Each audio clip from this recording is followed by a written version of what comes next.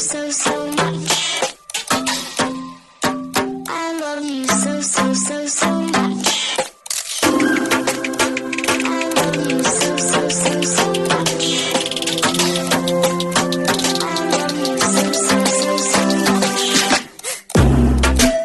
Hello, all you positive heads out there. Thanks for tuning your beautiful brainwaves into another episode of the Positive Head Podcast, where we are firmly convinced that creating success and happiness is rooted in understanding the ultimate nature of reality and the fact that as human beings, we are all immensely powerful fractals of the one and only source consciousness, which creates and animates all things. Now, of course, understanding this powerful truth is one thing.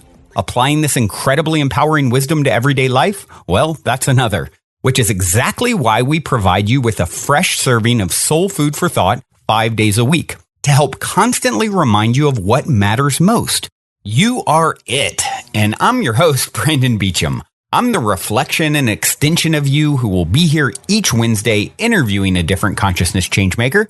And on the other 4 weekdays, leading the way to ensure that your perspective is consistently expanded, your vibration is constantly elevated, and your heart is overflowing and full.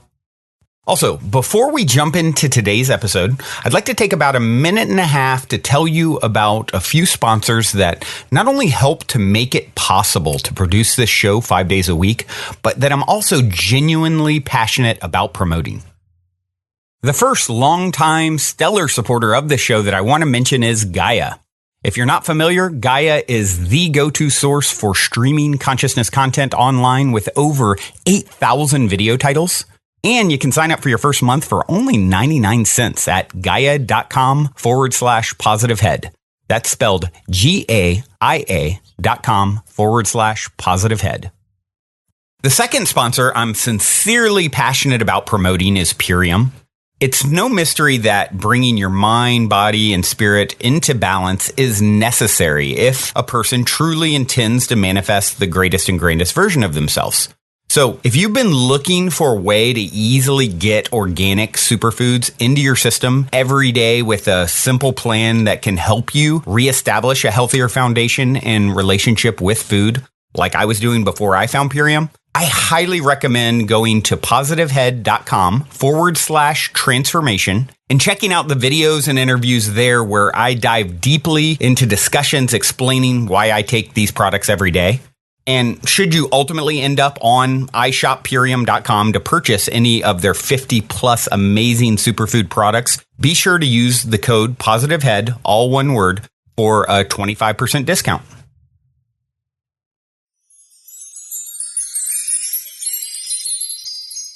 All right, all you positive heads, welcome, welcome. Here we grow again. So grateful to be back with you guys as always.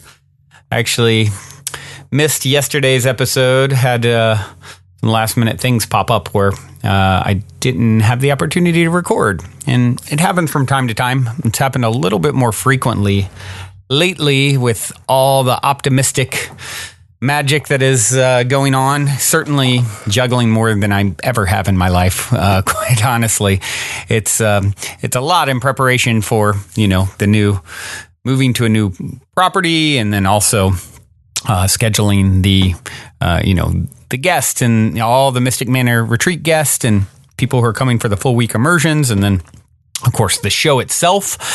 So a lot going on. So I sending apologies for any of you who missed. You can always go. Someone posted in the Positive Heads Facebook group, and they were asking about it. They'd noticed there's been a couple that were missed lately. And what I suggest always doing, unless you've listened to all 954 episodes, which some of you have, I imagine the majority haven't caught every one. I would recommend going to positivehead.com/YO universe, YOUNIVERSE, to be exact, and searching and finding one that you haven't heard before, because there's a lot there. So, but that shouldn't be happening too often. It will happen from time to time, and I appreciate your patience with that. Yeah, and for those of you who, by the way, I mentioned the Mystic Manor, Optimistic. If you don't know, go to optimistic.tv and check out the new show is coming. It's getting really close now. July 20th, we start taping, and we've had about a third, or maybe more than that now, of the spots, 111 spots over the course of July 2019 to July 2020, where you guys are going to get to co-create the new late night style talk show with me. You get to be featured in about a 15-minute segment with the retreat guests who have been there for the full week leading up. So if you're interested in that, I would love to chat with you about it. You can check out optimistic.tv. You can also schedule a time to chat with me, a 15-minute or so block, and can see if we can work out something, to just make it as flexible as possible, from a financial perspective, payments, even worked out discounts, flight credit discounts for people in some cases. So I just want to do everything I can to make it feasible for you who really want to be there and co-create this once in a lifetime, one of a kind experience. So you can schedule time with me at Calendly, calendly.com/optimistic show, all one word. And of course, Mystic is spelled MYSTIC. So yeah, would love to chat with you. I look forward to having all the spots filled and, be focused primarily on all the fun that comes along with it. So, okay. So today, what are we going to talk about? There has been something a little bit challenging in my family's world in the last few days, and it has to do with death. And so I want to talk about today the idea of death actually being birth. And birth, I like to say when we're born to this dimension, into physical, you died from whence you came, or a part of you did. They say on the other side, when someone's in physical, their higher self, of course, is still there, but there's a quality to them, like, oh, they're not quite as present. You can tell when someone is in physical because they're a little different there. Their sort of focus is split in a sense, kind of like they're focused on two things at once. So I find that really interesting conceptually. But of course, death here is something we've been taught to fear our entire lives. And it is actually a birth into non-physical. So birth from there, when we come in, part of us is dying to that side and vice versa. And so I really think it's important that we learn to change the perspective on death, because it's something we're all going to do. Everyone that we love is going to pass. And, the more comfortable we can come with the topic, and the more, the more truth that can be shined on it, right? It's not something that obviously any of us want to do before our time. We all have certain things that we came here to do that we want to complete.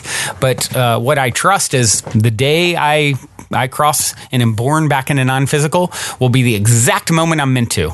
So there's no mistake with that. And that's a particularly challenging concept when you're faced with, a loved one, or especially, it's not as difficult for people when you see someone who's 97 years old versus someone who's 9 years old, right? We think from our perspective, oh my gosh, their life was so young. I mean, their time here was so short, and they were so young, and, what a shame. And, we say that, and for obvious reasons, I get it. But when you also understand that there's never been a mistake, and that everyone sort of planned what they were going to do and how long they would be here before they came, to me, that really brings a sense of relief. I think, as a clip I'm going to share here in a few minutes of Abraham, who talks about you can't judge someone's life by the quality of their life, the success of their life based off the length of it, right? If you have a goal to go to the grocery store and pick up, one item, you want to pick up like almond milk, like I did yesterday, right?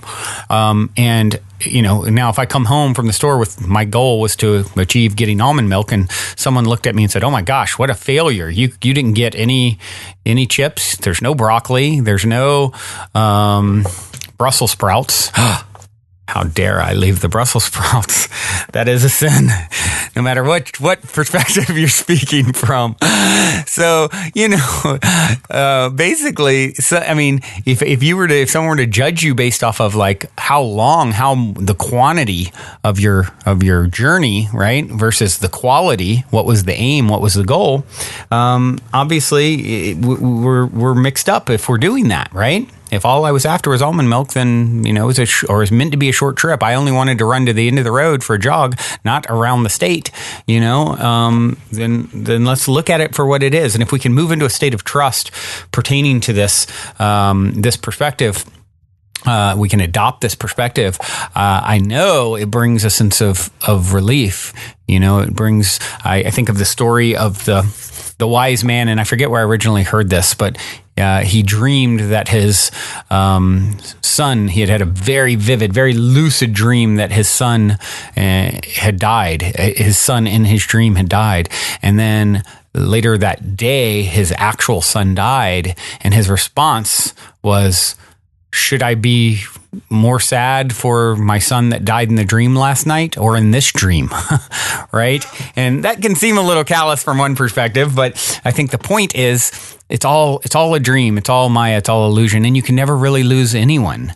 You can never, we only take breaks from each other throughout eternity, and thankful, be thankful for it when you can, that ability to have a break from someone, a soul that you love so preciously, that's so precious to you, that makes it actually mean something. They would have never been precious with you in the first place had you just spent 1 billion years with them straight. You would want to strangle them over and over and over again, right? Have too much of anything and it no longer has the sweetness to it, right? And so that's important to apply to this life. And in this most challenging of all subjects to apply that perspective to, I would say, is death, right? But when you understand the bigger picture, the bigger game at play that your soul is experiencing, taking, it's the brevity of experience that brings the sweetness and why it's so divine. And when you understand, like, this is a divine, unique moment that shall not repeat, now you can bring that perspective to it that actually makes it sweet. And if anything, knowing all this should make you really take each moment and realize how fragile and special it is. And if it wasn't fragile and it was going to happen for the next 1 billion years straight, you would not want anything to do with it. You'd be so sick of it, right? So, as I mentioned, there was a death connected to my family in the last few days that was under tragic circumstances from one perspective. And I don't know if any of you have. Many of you have heard about the shootings in Virginia Beach a few days ago. As of the time of this recording, it made national news because a guy walked into his office and killed, I want to say, like 15 people. And I'm originally from Virginia. All my family is primarily out in California now, but my roots, that's where I was born and raised, and my parents moved from there maybe 5 years ago. My brother was back and forth much of his adult life. He spent quite a bit of time there, here, and back and forth a few times, actually. And at one point, when my parents were still there, maybe 2005-ish, 2006, somewhere around there, I went home for Christmas, and I met a lovely lady out one evening and connected with her, spent some time that evening. My brother was there as well. And the two of them, I came back to California. The two of them, he was living there at the time, ended up dating each other, and she became his his girlfriend, and they were together about 2 years, and it was really his first really serious love, and she was one of the victims of the shooting in Virginia Beach last week, and she was such a lovely soul, like one of the sweetest, smartest people like you could ever meet. Her name was Tara, and just a beautiful, beautiful individual.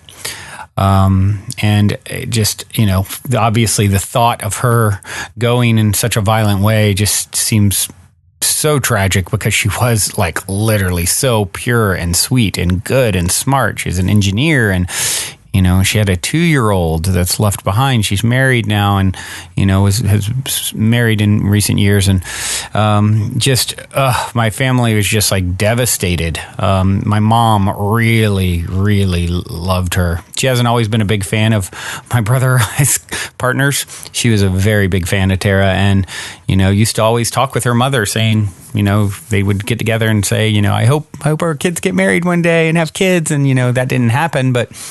My mom really looked at her and even says, like from the moment I met her, she just felt like family. I felt like I knew her. And so it's been very challenging. My brother's lost a former partner in tragic circumstances before, and he's very sensitive. So it was a very difficult Saturday when my family found out, and I had a very interesting experience with what I think may have been her spirit on Friday night, Saturday morning. First time I've ever had something like this. I woke up to a woman figure, and in my head it was a woman who was blondish, and it scared me awake because it was like they're trying to get my attention, and I was just like, I literally woke up like jetting my arm out, like, get away, like, who is this, what is this, and all that. I didn't see a face per se or know who it was. It was just like blondish woman. That's what I got. I was startled. I'd never really had any experience like that before, where someone like scared me awake, and the next morning, probably 8, I woke up and there was a text from my mother saying, call me, I got to tell you something, and found out that she had passed. And so instantly I was like, oh my gosh, she's connecting with, as I talked to Ambrosia, who, does the Inner Bloom podcast, and Ashley, who also has been on this show before, both who just happen to live in Virginia Beach, where I'm originally from. They both had messaged me that morning about this. And, coincidentally, the 2 of the 3 mediums I know happen to live in where I'm from originally, even though I didn't meet them when I lived there. I met them since I've been out here, and happened to message me, and, and one of them, I can't remember which, said, oftentimes souls, when they first pass, will look at who is the person, connected to them that's most receptive to communication from them. So, in this case, I can't say for sure, obviously, it was her, but I like to think it was. And, I had quite a few signs after that. I'd like to talk to her family and let them know some point, obviously it's very fresh, but at some point maybe reach out, and maybe it'll bring some peace, because I had a really, really powerful, that morning afterwards, I went to go meet my family. And of course she's heavily on my mind, and, a license plate gets in front of me as I'm en route, and it says love to family, and, I took that, and then it was immediately followed by another license plate that said love Tala, Tala. Well, her name was Tara, so not exactly, but, I instantly took those 2 together as, oh my gosh, this is like her sort of messaging, right? And I wasn't for sure on that. I just, felt that way. Who knows for sure? But, what was interesting is later on that day, much later that evening, that was in the morning, later that evening, still on my mind a lot. And, I kind of slipped into, how when you're driving, you can sort of get into that trance-like state, zone out a little bit. And so I was doing that. And she was in my head. And, I was thinking about what it must be like for her. And I kind of played out this, I was in this like trance-like state driving. So I kind of played out like I was communicating with her. It felt like I was communicating with her, kind of like a daydream even, like you've probably all done before, where you've had conversations with people in your head, right? And I was doing that, and it was her like saying, something to the effect of, oh my gosh, you're aware, in 3D, a lot, what this is kind of like here, right? You had kind of like, oh man, Brandon, you actually knew a lot about what's going on here prior to being here. And it was like, she was in like shock and awe, like in a wonderful way. Like, and I got a visual of her kind of like the Macaulay Culkin face, where he's like he puts the cologne on his face and he's got the super wow face, the wow emoji. And that's what I felt from her. That's what I was feeling in this sort of daydream state, trance-like state driving, was that she was just like, in wonderment at what she was experiencing and seeing. Well, what was really interesting about this, daydreaming, I would have never even thought anything of it. I wasn't thinking I'm actually communicating with her per se. It was just like this was happening. And all of a sudden, another license plate pulled in right at that time that said "Just Wow" on it, and I'm like, okay, that's interesting.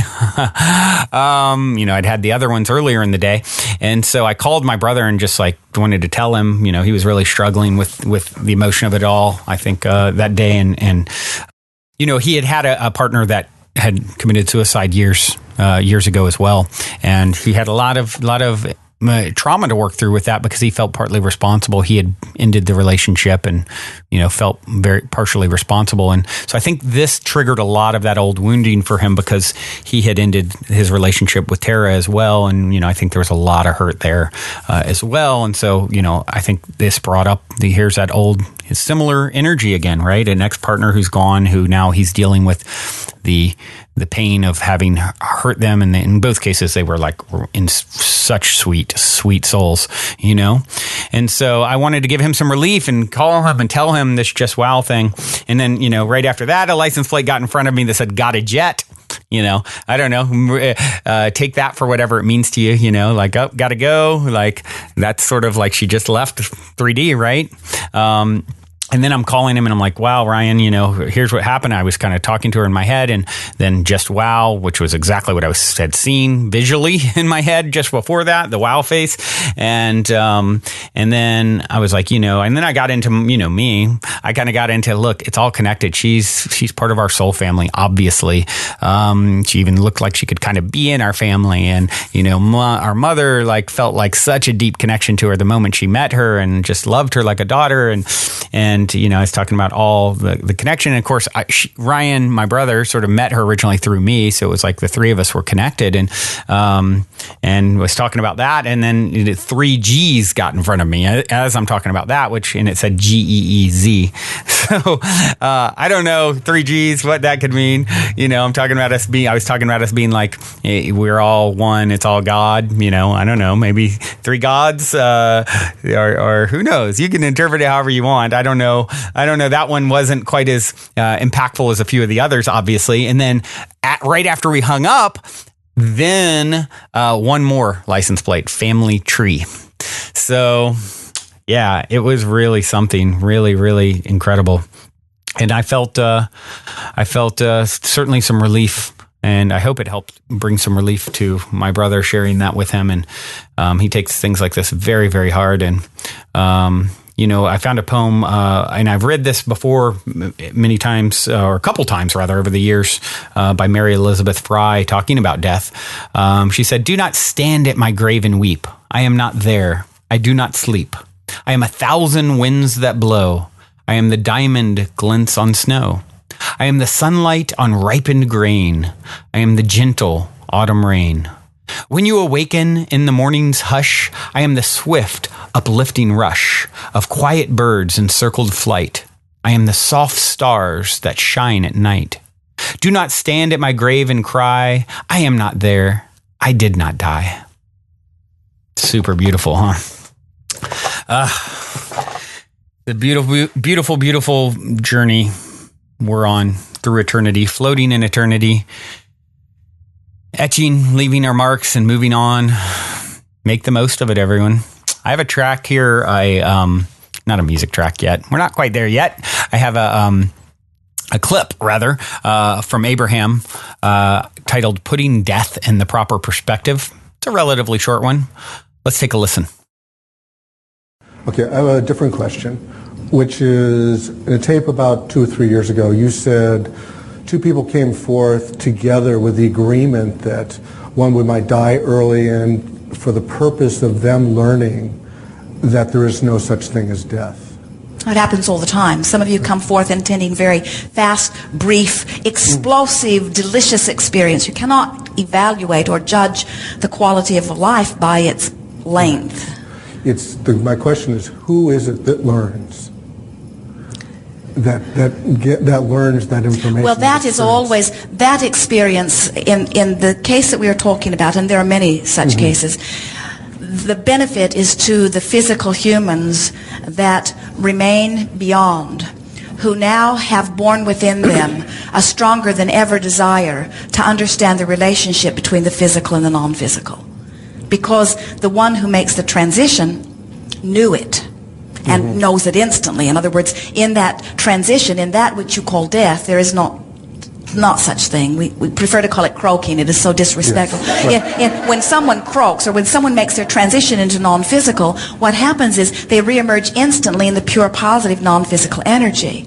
And the benefit in the example that we were giving is that then often those who are remaining physical, in their desire to maintain relationship with their dearly departed, often that gives birth to a desire that eventually leads them to an understanding that there is no separation between that which is physical and that which is non-physical. And that is always what that intention is about, to soften that line. You see, as we talk to you here, we refer to you as in your physical bodies, and we are expressing that you are non-physical energy expressing.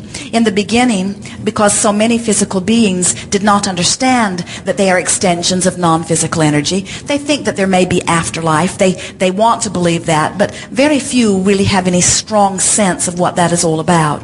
And so we began to speak in terms of the physical you and the non-physical you, wanting to sort of get your attention to begin to look at yourself through different eyes than you were accustomed to seeing yourself. Most physical beings do not fully understand what we mean when we say you are non-physical energy expressing through this body. You are eternal beings. Eternal beings. It's hard to get your thoughts around a word or a feeling like that, isn't it? Think about it. You are eternal beings, which means you are forever and ever. There must be way more before you than there could ever be behind you. We are all eternal beings, you see. But in your physical environment, where there is this decided birth and death, what that gives you is a platform or a focal point. What the earth experience is a framework where more perceivers are at the same time perceiving similarly. In other words, you have your physical senses, so you have come to a similar conclusion, which gives you a platform to leap from. And so when someone who is in your midst, even though every one of you know without exception that you're all going to make that transition, still you are not understanding what it is. You do not understand in the eternalness of it that it is not different from walking out of this room and into the next. In the eternalness of it, there is not a lapse in consciousness. In other words, you continue to be that which you are. The death thing is an uncomfortable subject for so many of you. Think almost as soon as you are born, they begin warning you about it. Watch out, that could kill you. Watch out, that could kill you. And when they say it, you can tell they really mean it, and what they mean can't be good. And so right away you start tensing against it. What do you do as a society? When you find some rascal that you deem really, really, really horrible, you give him the death penalty. In other words, you do not give him the reward of death. If physical humans understood death, you would not give it to them. Really, you do everything you could to keep them alive as long as possible. You see, because, and so what we meant when we say that sometimes you come forth with the intention of having an emphatic experience and an early reemergence into non-physical, it is almost always because there is some former agreement to put this death thing in proper perspective. And very often when somebody old who's lived a long life, who got really ornery, who practiced all kinds of resistance, who's pretty well pinched off well-being, who's sort of limping around and not having a very good experience, when they die, when they croak, you say, well, it was for the best. Because it's a better alternative than living. And for the most part, that's the way you approach death. In other words, you do not welcome death as you welcome any new adventure. Instead, you dread it And that's why so many of you bring yourself into states of enormous decline before you will allow the death experience, because then you're choosing the lesser of what you consider to be two evils, you see. Where sometimes the non-physical energy says, let's go forth and put death into its clear perspective. And so when someone young and bright and in the prime of their life or very early in experience makes their transition, then very often with those that are left behind, it is a human perspective of I lost my loved one, or I've been left behind. From that vantage place of being left behind, sometimes a desire is born to understand or to make the connection, and very often that is the catalyst. Often in a gathering even such as this, as you talk to people afterward, they will say to you that the reason I began my deliberate search of understanding my relationship with God, or my relationship with Source, or my understanding of the non-physical, was because someone that I cared very deeply about made their transition, and my thoughts turned there. Now, what we learn then,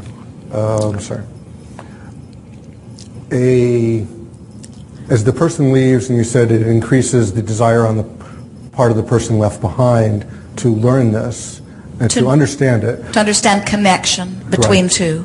Then later, another rebirth incarnation starts off with this new higher level, and that's in a sense how we learn as a environment, a species. Well, give us a little bit more. What do you mean by this new higher level? From what perspective? That more people now understand the concept of there is no death.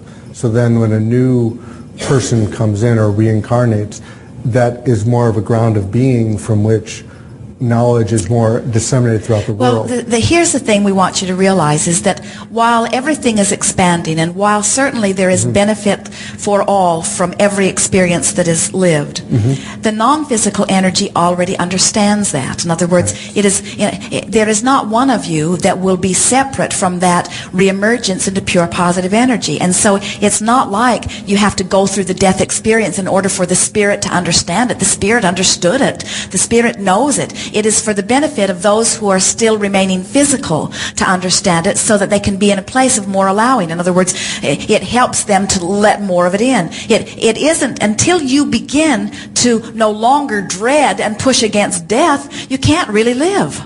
In other words, you have to understand that well-being abounds. And once you understand that well-being abounds, then you will begin to allow the life experience in the fullest sense of the word, you see.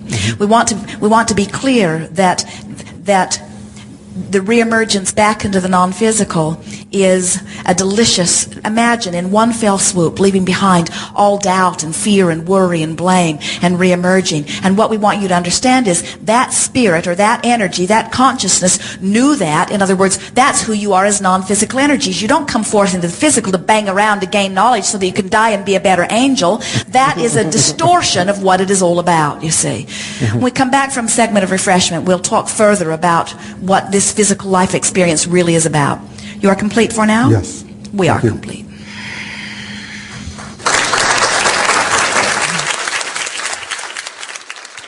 I love how she says it's like walking out of this room into the next. You continue, everyone, to be that which you are. You will continue all the work you do. If you're 90 years old and just starting to do this work, get to it, because you continue that which you are. You take the lessons forward. You take the growth forward. You know, we're taught, she talked about, to fear death as soon as we're born.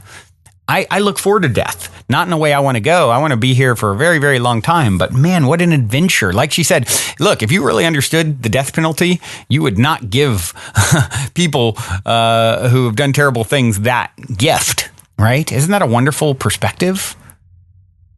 And once you stop dreading death, now you can really live, right? Like she said.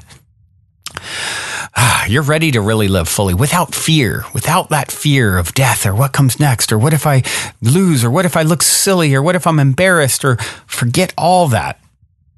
Stop dreading death. Stop being fearful. You are eternal. You cannot be harmed ultimately. You may get bumps and bruises and hurt, but that's part of it that gives it its richness. You've never seen a painting without shadow. You are the art of your soul, living and breathing art. You are literally that. This is your soul's artistic expression is you. Do it justice. Become the most beautiful artistic display that you could ever be. And don't try and be anyone else.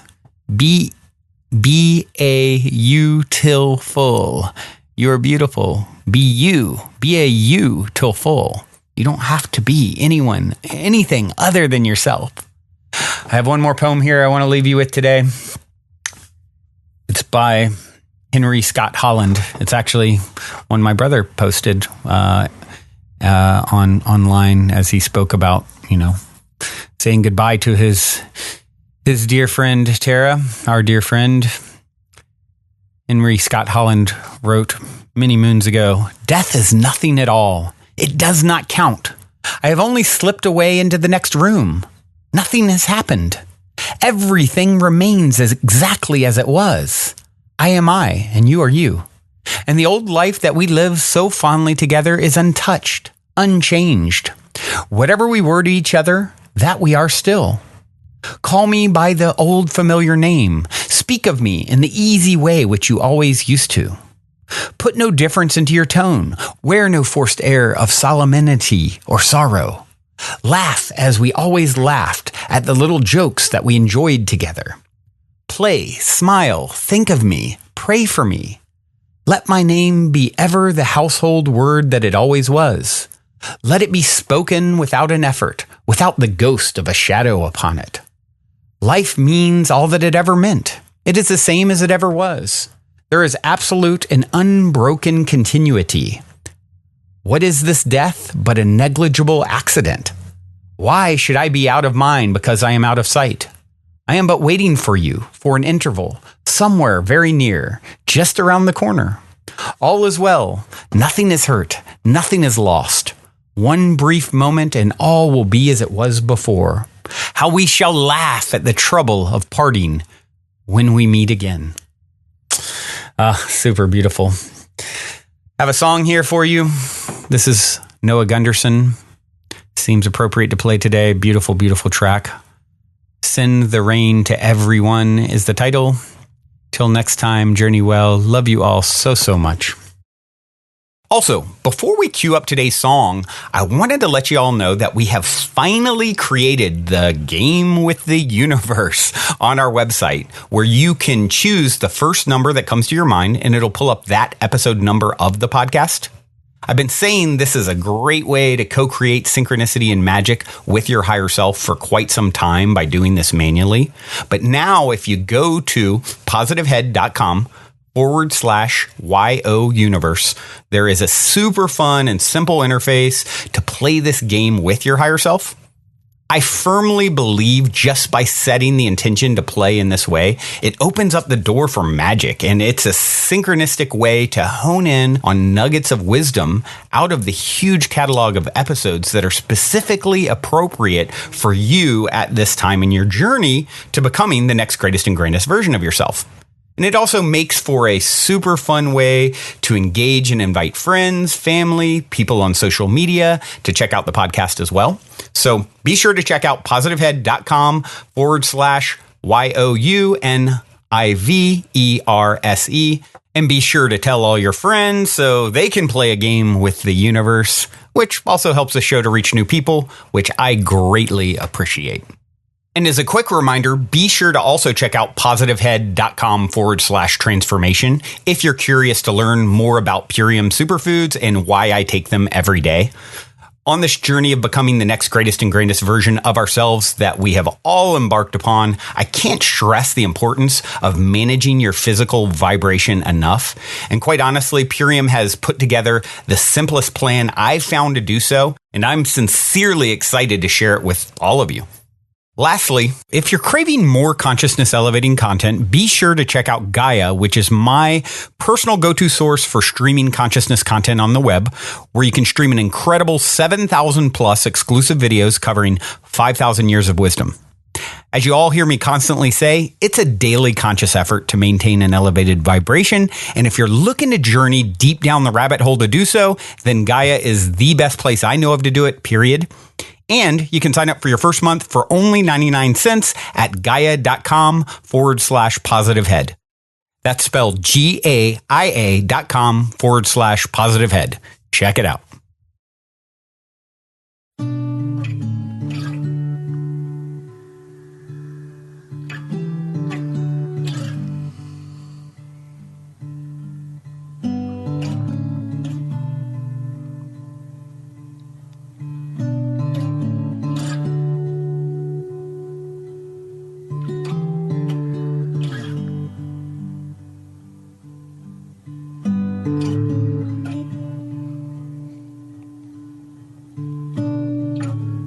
Death is coming, carried on his crooked wings.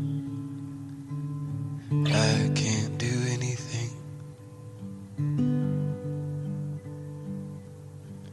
Death is coming, carried on his crooked wings.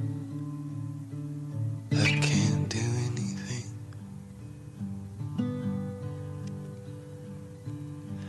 Hold on to what you've got. Put a lock on the door. Double the nine.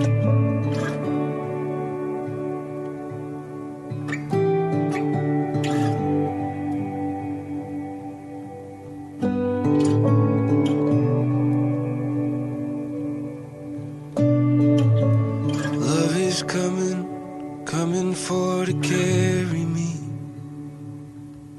I don't know anything. Love is coming for to carry me. I don't know anything.